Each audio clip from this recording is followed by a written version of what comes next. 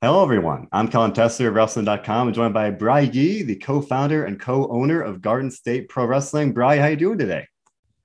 I am doing great, Colin. Thanks for having me. Thanks for taking the time. This is really exciting. It's like getting in at the ground level of a new company because we are this. You are here, basically a week before your first event. Welcome to Eden in Newark, New Jersey. That is the Saturday the 23rd. So it's very, very exciting. An absolutely amazing card. So definitely looking forward to talking all about that. Before we do, because this is a very new thing, a new promotion, I wanted to ask you, it's about you. You're the co-founder, co-owner. So I want to ask you if you just wouldn't mind walking us through the process of get this thing up and running. That process is how you kind of made a decision just to do that, and how the process has gone for you. So, first of all, I just want to say that obviously thanks for having me, and it's great to be here. And the show is, it's a week away, and it's very crazy, and we're super excited, anxious, and nervous, and all the above. So, the way this all started, it was right before Mania this year. This has been a thing since late March of this year, and we just made everything come true as quick as we could. And I wanted to start a little bit earlier. I wanted to have a show in June actually, but it just did not everything lined up in place. And I think this was the perfect time, the week before SummerSlam, to get all this stuff going on. And yeah, so it literally was just two friends, and we've known each other going on a year from just we got in connection because of wrestling. And I don't know, it started off as jokes, hee hee ha ha. We both knew that we kind of wanted to get into the business somehow. We didn't know it would be in this magnitude. But yeah, we just kind of it just all kind of fell into place. At first, we wanted to do one tiny show, and then we kept getting. We reached out to like a lot of people. We expected a ton of no's, a lot of who are yous, or a lot of no thanks, but wait till But I mean, we got Trish and Taya and Josh off the rip, and from then on, as soon as we announced those two, we kept getting yes, yes, yes, yes, yes, yes, yes, and it kind of just blew up from there. We didn't expect to be this well known, and I'm not saying we're super well known, but like we definitely have a little bit of buzz going into this first show. And it's been crazy. The process has been very new, and I'm thankful that I have other promoters that have kind of helped me and gave me good advice and all this other stuff. And it's just been a wild and crazy experience. I remember following your Twitter page, and I remember the exact timeline, but I remember it was like, okay, this is coming. We're gonna have this event. More details to come soon. And then I remember you getting the news that you're gonna have Josh Alexander and Taya Valkyrie. Like those are two huge names. Like Josh Alexander is the reigning Impact World Champion. Taya Valkyrie, she holds like she's the new belt collector. She's got several titles right now. How big Yeah. was it to get those two names like right off the bat? Because you had said kind of, especially after that, the yeses started rolling, and you were able to start building this really exciting card, which we'll talk about in a couple minutes. But just off of that, getting those two big names, I have to imagine that was kind of a vote of confidence, or at least a big move in the right direction of being able to put together this whole event in the first place, right? 100%. And so we went in and we said, okay, who are the people that we want to main event? Who is like our absolute to get list? And obviously we couldn't get all of those names. We didn't actually even expect to hear back from any of them. So let alone two, just for this show, and Josh Alexander and Taya Valkyrie, it was a huge vote of confidence, as you said, because we didn't even expect to get one answer. So it worked out tremendously. If you don't mind me asking it to the extent you're comfortable, I mean, anybody can say, "Oh, I want to start a wrestling company," and you had said it started as kind of jokes and like, "Oh, like what if we did this?" What is your background, or like where are you kind of coming from in terms of like your previous experience in putting, or like you mentioned you're obviously a fan of wrestling, but like how do you go from jokes to, hey, this is what actually going to do this, and now you already have your second event lined up and a third event being planned for September. So what made that decision go from, hey, that wouldn't be kind of cool, to no, we're doing this and we're going to start reaching out to these names of the really big people we want to have on the show? So I mean, it all come down to money. Could we get the funding? Could we get a budget together? And we did, and we have a lot of not only do we just have people that we know that have invested some money, we have some pretty good sponsors. We put a lot of our own money into it. You know what I mean? It comes a lot of it, and our background. I'm still going to college for business, and my partner is not in college, and I don't think he graduated college at all. And we both just worked normal jobs, and I guess it just kind of happened, and the money fell into place, and we went with it. I mean, it's absolutely awesome that you already got the funding necessary for this first show. And again, it's already turning into a very solid foundation with the second show, third show already lined up. I mean, it's, again, absolutely awesome to have that. And what the wrestling world right now is absolutely loaded. Even any way you slice it, major promotions, especially, I would say, the independent wrestling landscape it's very crowded. So when you're starting up a company, what is your kind of perspective in terms of like your goals, or how would you kind of define success, at least at this stage in the game of like when you're first starting out? I mean, obviously you've already got these big names lined up. I'm sure that's one success already, but as you're kind of starting out here with the wrestling landscape being as crowded and as competitive as it is, what are you kind of coming at in terms of, your kind of objectives and goals early on in that perspective? So we do want to eventually develop our own kind of unique, not only style, as because you can see if you look at this card and then the next card, we have a lot of Puro influence. You know what I mean? Like we even have Miyamashita on this card. We have Konosuke Takeshita. A lot of our, like, we don't have a lot of the normal, like, I don't want to say just straight up say flippy guys, but a lot of guys that do a lot more acrobatic stuff. And we do have a few guys that, normally do that. But at the same time, if you look, we have a lot of striking based or technical based talent. And that's kind of what the independent team is kind of lacking, is some strong independent company that mainly focuses on kind of like an Americanized Puro in a sense. Obviously, our goal is to eventually just completely mix it with independent wrestling today, the landscape, as well as kind of be a bridge to Puro and Joshi wrestling in Japan. I mean, that's one of our main goals. We're definitely seeing that on this first card here for Welcome to Eden, and we might as well just dive right in here. We already mentioned Josh Alexander. You just mentioned Konosuke Takeshita. And it's interesting because that announcement came out, and he was already getting like some buzz. He was already making, that was when he was, I think, the early stages of his run in the United States. Now he's been on AEW TV for the past like several weeks. He's facing guys like Hangman Page, Jon Moxley this past week. And it's interesting that that's how the timing shaked out, because the Moxley match was just this past week, and now Welcome to Eden is next weekend. So he's already picked up a lot of buzz there. So the double main event here being Josh Alexander, I'm not going to pronounce right, Takeshita, and the other one being Ty Valkyrie, Trisha Dora. Those are two huge matches. And you already mentioned Alexander and Valkyrie being kind of the two of the names you really had, or not, maybe it was maybe Adora as well being some of the names you had kind of highlighted early on. But those are two matches that you could put on like any card out there, any show, that would be an absolutely amazing main event. So like to have those as your double main events to your debut show, like that's really cool to have that level of talent on your first show starting off here. It kind of, so we were the second independent promotion to announce Takeshita in general. It was West Coast Pro with Speedball Mike Bailey for 93 Till Infinity.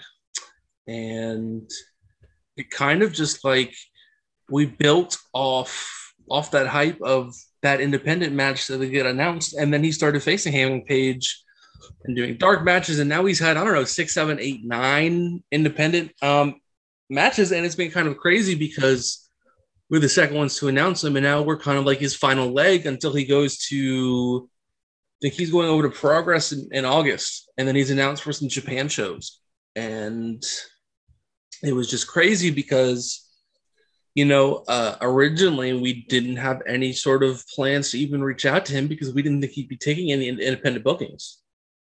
And same thing with Miyu Yamashita. Prestige announced them, and they're like, oh, they probably have like a one thing, but now they're also coming for DPW and GCW and all these other crazy stuff. And yeah, it kind of just, it threw our plans kind of into a different direction, but it ultimately was to our benefit because the show itself is probably and it's a little biased, but I think it's probably the strongest independent wrestling card of the summer so far.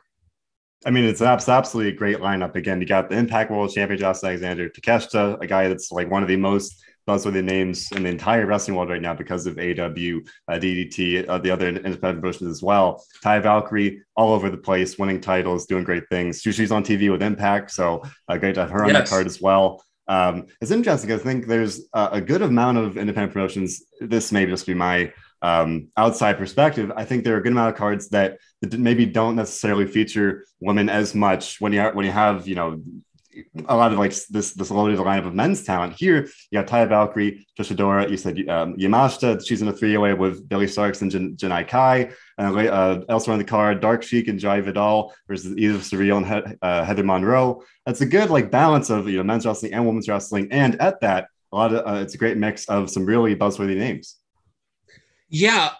So the way that we view gender in wrestling is that we don't believe that anybody should be restricted from anything based on anything of their physical or sexual orientation or anything like that, or race, gender, or anything, because as a wrestling fan, you want to watch good wrestling. I don't care if, and that's why I like stuff like GCW or West Coast Pro, because they do these, I don't even want to say intergender because I don't believe in the term, but that's just the way that it's normally referred to is. But you see that all the time. Like at the latest GCW show in New York, they had Masha Slamovich absolutely destroying Marco Stunt. It's just, to us, it's just wrestling. And that's why all of our titles could be defended and won or contested by anyone. It could be the winner of this tournament could be facing Masha Slamovich, Miyu Yamashita. It could be Max the Impaler, who's non-binary, and that's kind of the way that we see this. And we want to feature everybody that we consider a good wrestler. You won't see us booking ex-WWE and ex-WCW or ECW guys just because their name value is. If you look at each person on this roster of at least the first and second show and beyond, of course, they're all really talented wrestlers. We don't care how big their name is. It's just how good of a wrestler that they are. And I think this card definitely takes, I think, the best of both of that. You've got a lot of great talent, and that also has a name value here. Again, not to keep hammering the point, Josh Alexander, Taya Valkyrie, Yamashita, Takeshita, and now looking at the Garden State Openweight Championship Tournament, there are a lot of great names in that as well. You've got Effie, Davey Richards, Alan Angels, who's got a lot of buzz right now coming out of AEW, Kevin Blackwood, who's been all over the place, Colin Tankman, another guy all over the place, Tice Alexander, another very promising star here on the independent scene. When you're putting together the bracket for that tournament, what was your kind of thought process? I guess A, for the Openweight Championship, and B, at that kind of assembly of talent, because it's an absolutely star-studded lineup there. So we wanted to get the most diverse, unique card. You can you can look at this card and you can see, especially for the Openweight Tournament, no person looks the same, wrestles the same, talks the same, nothing. It's all unique talent. And that's why these matchups are going to be so unique and fresh because, and now obviously Effie and Brian Keith have wrestled each other twice. So that's going to be number 3 in their rivalry. However, you could also look at Titus Alexander and Calvin Tankman, who have never wrestled each other in a one-on-one match. Blackwood and Angels have never wrestled each other in a one-on-one match. And Titus wasn't even supposed to be in the tournament. It was supposed to be Tony Deppen, who had to pull out due to unforeseen issues.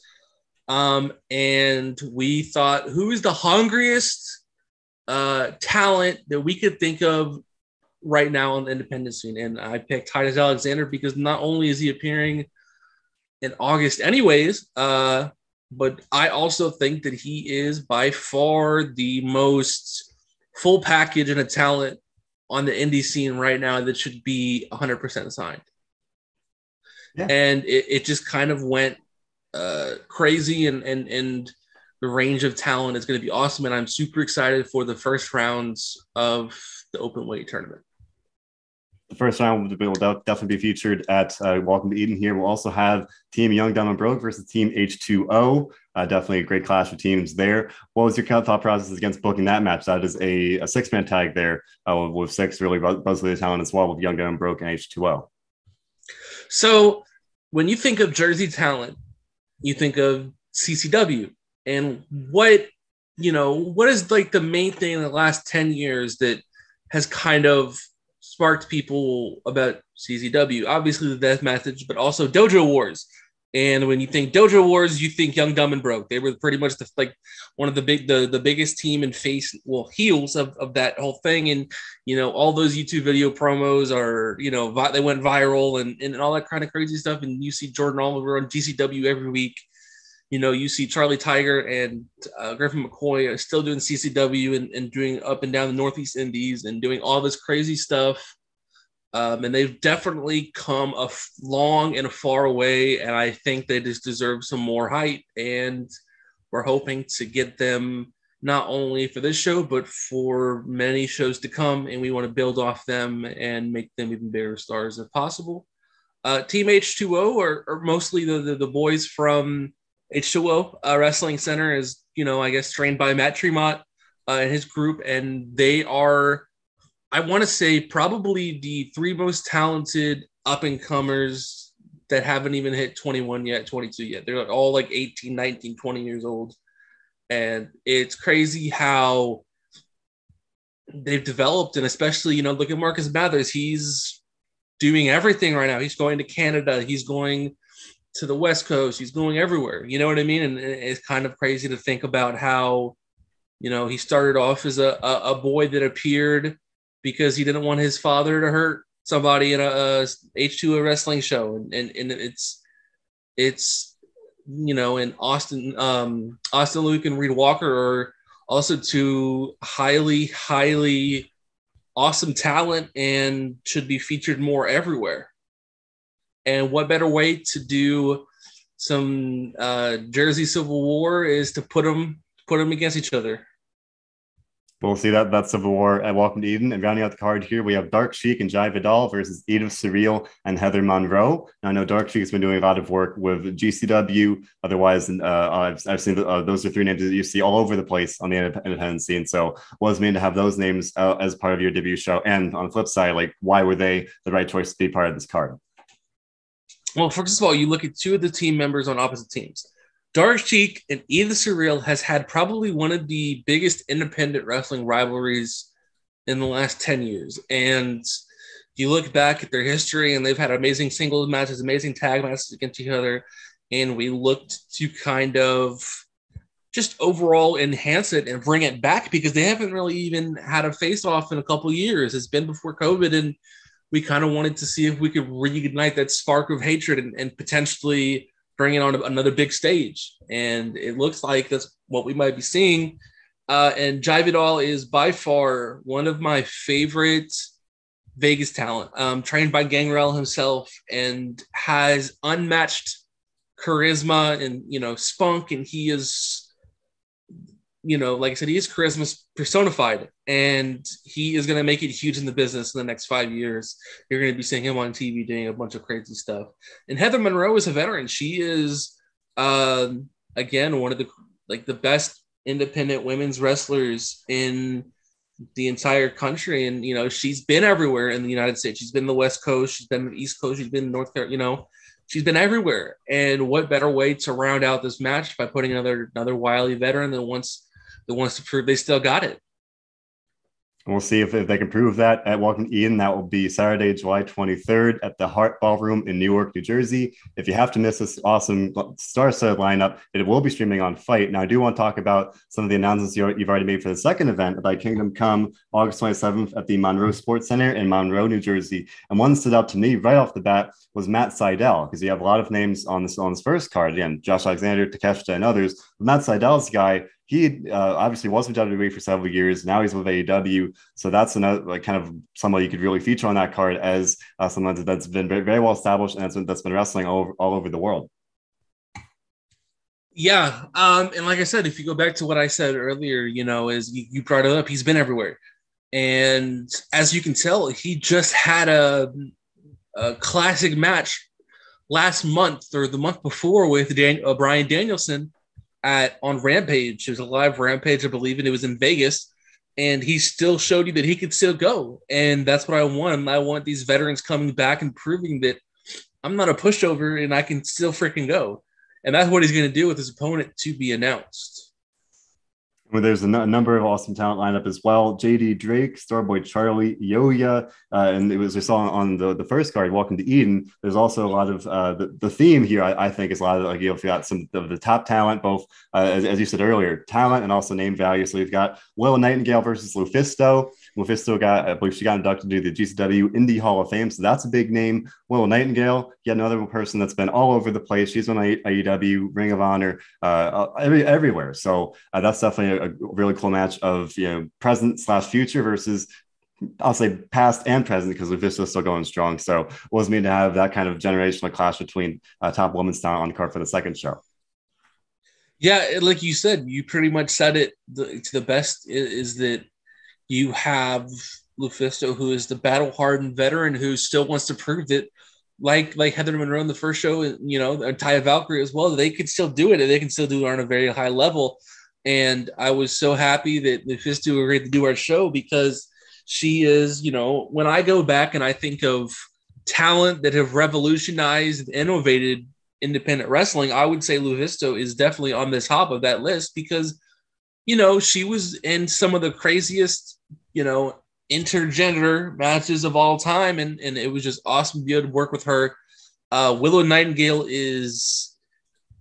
she's sort of like Jai Vidal and where that she's going to be like a top star in the next 5 years. You're already seeing that she's being featured on Dynamite or Rampage pretty much monthly at this point, and it's only a matter of when she gets signed somewhere. And she is charisma personified. She's so bubbly. She's so energetic. She's so positive, and it's amazing to work with her. And that's going to be a hell of a match. But it will. And another one that's going to be one hell of a match. And I want to circle back to something you said earlier, albeit in a different sense. You had said something about like gender isn't just that's not the way you're looking at this card. One match is on the card for Thy Kingdom Come, Sunny Kiss versus Kit Bandit, two athletes who aren't exactly part of the gender norm, but are finding great success here in the world of wrestling. And now having them in this match against each other, to me, I feel like it's a great way to kind of to spotlight that, to put them on this card. And to kind of just showcase what they can do again with this promotion that's already at this early stage gaining a lot of buzz. Yeah. So Kid Bandit is probably the fastest rising independent wrestling star that we've seen in the last 10 years. Not only do they go viral in the wrestling world, but also outside of the wrestling world on TikTok and Instagram and whatnot. And just their whole transformation of who they are and who have they become has just been so inspirational to many. And it's so awesome to be able to have, Kid face one of the leading voices in the equal, treat everybody equally in wrestling. Sunny Kiss has been around for a while. You've seen him on Lucha Underground, AEW, you've seen them pretty much everywhere that there can be. And it's crazy to think that, she took the time or out of their schedule and wanted to come wrestle for us in a little sports center in New Jersey. And it's kind of awesome. And I gave them the best match that I could think of. And I think it's going to steal the show. You mentioned the Joshi, or at least partially the Joshi influence earlier, and something I definitely see on the second card is a lot of international flavor. We got Eras on this card. Another one is Commander, and also Michael Oku, obviously Commander from Mexico, Michael Oku from Rev Pro. So how are you finding it? How are you finding it building these kind of, if not relationships, at least kind of collaborating with talent from other countries? Because again, you're this brand new promotion. You already got a lot of these big names, maybe stateside, but now you're going to be reaching out and bringing these other names, Michael Oku and others. That to me helps kind of the sense of like an international aspect of it, and I think that's definitely a great layer to have this early on. Yeah, and you're going to be seeing a lot more of us working together with other promotions, whether it be national promotions or international promotions. stay tuned because the September show, and I'll get back to what you originally asked, but the September show, I wanted to just plug this really quickly. It is going to be the biggest card. It's going to be even bigger than the first card. It will be the biggest event of the fall. Wow. Looking forward to that. So, yeah, back to your question. I mean, so we do have sort of a partnership with Big Lucha, who are the promoters of people like Commander and Black Generation and all of those. And Black Generation, the tag team El Bandito and El Bandito and Elemental, as well as who was announced for the August show, will all be competing. Thankfully, to Big Lucha and Michael Oku coming over from Rev Pro is also an awesome honor. You know, he is by far the standout of the British scene right now. He had an amazing 5-star match with Will Ospreay earlier this year. He had an amazing match with Suzuki last month. You know, he's going absolutely crazy, and it's going to be awesome to see him facing one of the top independent talent, Titus Alexander. So it's going to be a battle, and I'm super excited for those. Definitely looking forward to that. Definitely looking forward to Garden State Welcome to Eden, Saturday, July 23rd at the Hart Ballroom in Newark, New Jersey. Again, if you can't make it for this awesome card, it will be streaming on Fight. And now, final sales pitch. You know, it's great to be this at this early stage, but I think there are a lot of people who may not have been following along so far. So to anyone who's not exactly familiar with the card that you've assembled so far, or obviously this brand new name, why should people again either buy a ticket or buy the card on Fight for this debut event and continue to follow the company moving forward? I'll make it short and simple. If you want to be a part of a revolution, if you want to be a part of something new, something fresh, something unique, and something that will truly be magical, you will join us for this journey. July 23rd, Newark, New Jersey. Welcome to Eden, Monroe, New Jersey. Thy Kingdom Come, August 27th, 7 p.m. And then the show that we will be announcing sometime later next week will be September 16th. Location and date and time to be determined, and it's going to be an awesome, wonderful ride. And follow us on all social at Garden State PW. Perfect. With that, very much looking forward to Welcome to Eden, and I very much wish you the very best moving forward here. Thank you so much for your time today. Thank you so much.